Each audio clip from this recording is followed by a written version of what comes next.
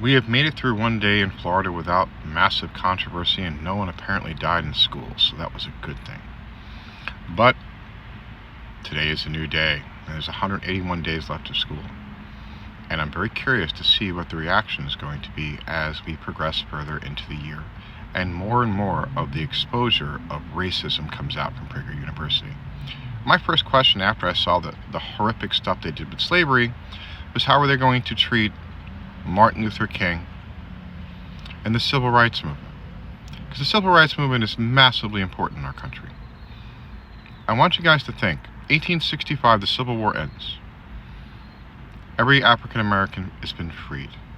The 13th, 14th, and 15th Amendments come in, giving African American men the right to vote. However, in the South, they were oppressed.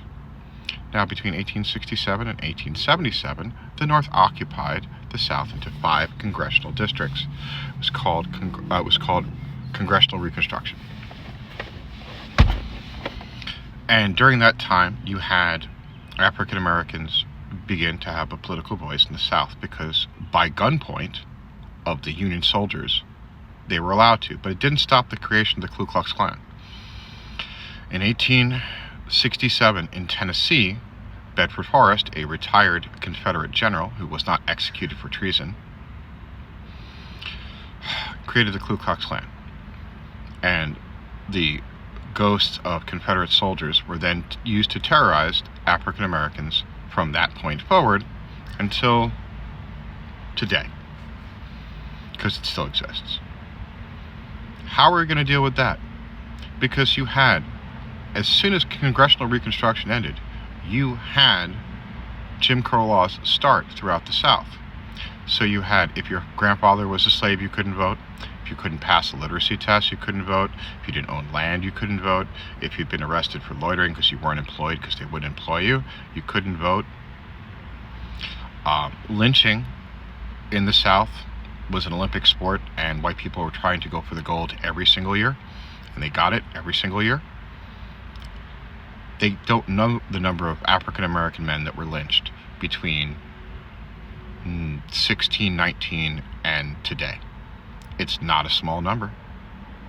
And then don't forget about all of the raping and the murdering and the disenfranchisement of African Americans from 1865 until some of it began to, erase in the 1940s and 50s. And it didn't start really effectively until after World War II. FDR wanted to do something, but he wasn't able to get the Democratic Party to go along with him at that time to give African Americans more rights.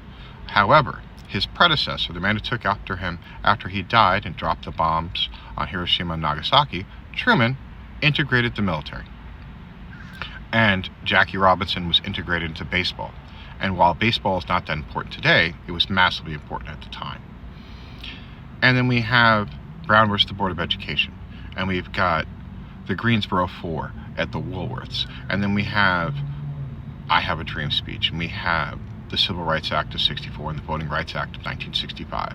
And we work our way all the way up until 1968. And then in 1 year we lose JFK's little brother, Bobby, and we lose Martin Luther King. And then we have Dick Nixon for the next 6 years, and Gerald Ford, his vice president, becomes president after he gets removed. And the Christian right was spending that time slowly eroding any of the rights that were gained under LBJ and Martin Luther King.